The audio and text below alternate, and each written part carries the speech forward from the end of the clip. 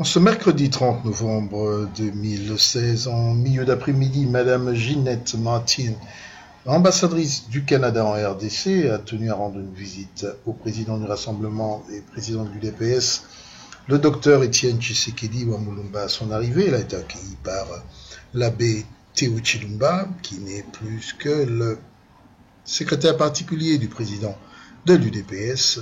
Et après un bref moment d'accueil, ils se sont rendus dans le bureau du président de l'UDPS et du Rassemblement pour un entretien d'une demi-heure.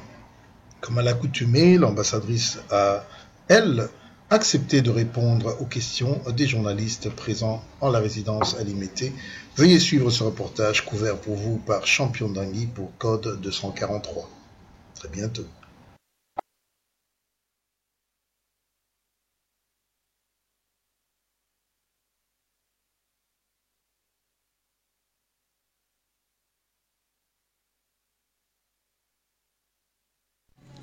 Parler un peu de ce que vous êtes. Ben, écoutez, on est là parce que j'ai ma collègue du Canada, la directrice générale pour cette région de l'Afrique, qui était de visite, et puis on voulait venir aux nouvelles finalement pour savoir de Monsieur le Président comment évoluent les négociations qui sont menées par la CENCO, la conférence épiscopale, et de réitérer encore une fois l'appui du Canada pour justement ces efforts qui sont menés par la CENCO auprès des deux parties pour essayer de trouver un consensus qui soit suffisamment large et inclusif pour permettre de résoudre la crise qu'on connaît, la crise politique, et qu'on remette le pays finalement, qu'on remette les priorités sur la réponse aux besoins de la population congolaise.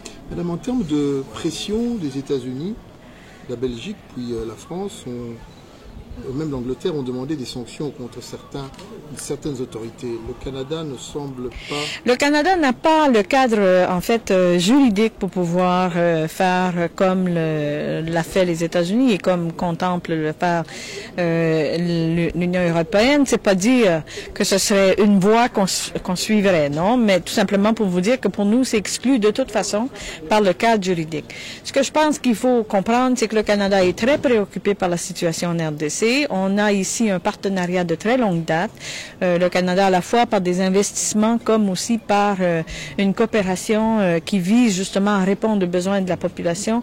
Et là, il veut continuer ce travail avec un partenaire tout aussi soucieux pour le bien-être de la population. Et pour nous, il était important donc de passer outre à cette crise qu'on connaît en ce moment, qu'on trouve une solution afin de pouvoir viser donc la tenue d'élections crédibles et transparentes, parce que la population doit avoir son mot. Donc la tenue d'élections dans les meilleurs délais, et d'où l'importance qu'on a voulu, qu'on a souligné avec Monsieur le Président Tshisekedi, de trouver cette résolution, de trouver cette solution qui va permettre un passage en douce, on espère, durant les prochaines semaines, parce que on sait très bien que le pays a connu beaucoup de souffrance et ne peut pas se permettre encore une fois ce genre. Madame, sans vous interrompre, est-ce que, la dernière question par ailleurs, le Canada pourrait être favorablement parmi ceux qui vont octroyer des fonds? En fait, on a déjà annoncé des fonds pour à la fois l'éducation civique, qui est fait via justement la CENCO, donc à travers le pays pour sensibiliser la population sur ses responsabilités et ses droits civiques. Également une contribution qui a été faite à la CENI afin de pouvoir l'aider à mener son mandat.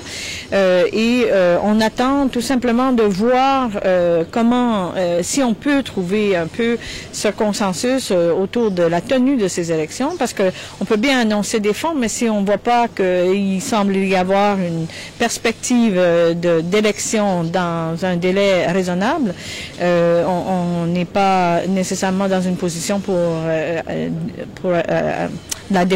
dépenser ces fonds.